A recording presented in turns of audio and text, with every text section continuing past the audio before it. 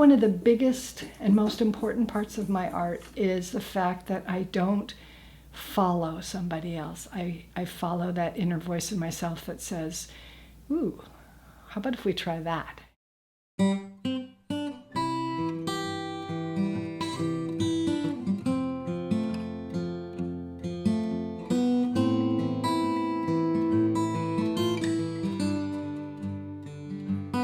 When I first get to the studio, no matter what, I need to just mess around for a while to get warmed up. But there's also another kind of getting warmed up, which happens when I go to the studio regularly and stay there. And what's interesting is that I find myself craving the process too. Like, I'll be sitting reading something in the evening, I'll think, I want to be at the studio. Like, I can't wait to get back.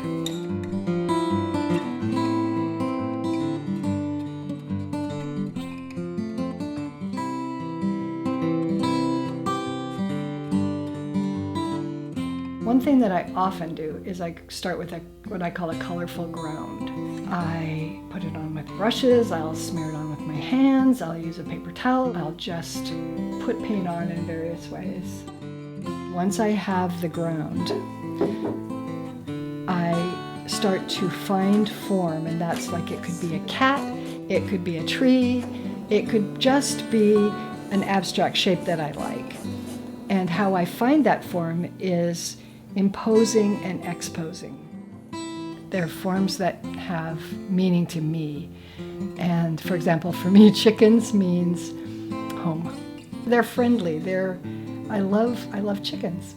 I think that's partly what chickens mean. I really love clotheslines, and I think that's also home, but it's also, it's life. Your clothes get dirty, you hang them on the line, but I also love the shape of a clothesline.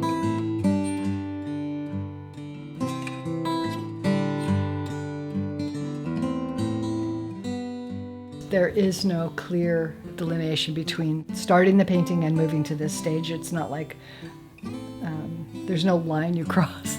But this is the longest phase in the sense that it's moving from absolute starting to figuring out what it is I want to paint.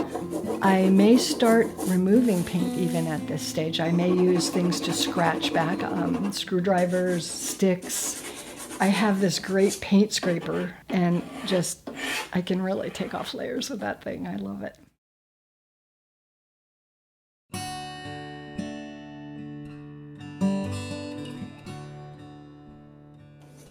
Finding that place in yourself where you just are communicating and responding to the painting or page of writing or whatever it is.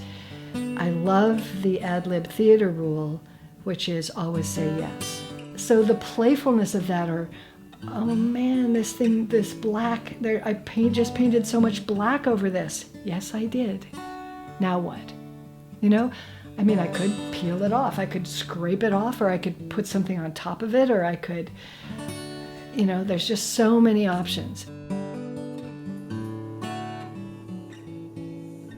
I like to remind myself to work through all the stages in that loose mode that I have at the beginning. I call it the dance, not losing track of the dance, because what can happen in the moving forward stages is that I get too much in the intention, too much of my forebrain, and I lose track of the ease of the beginning stage. So I'll do things like I'll change the music in my studio and dance around.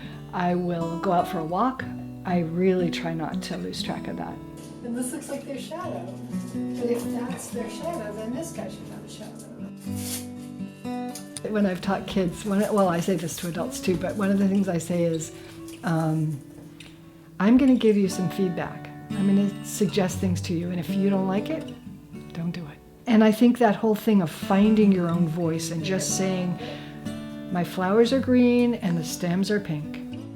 There it is without the iguana.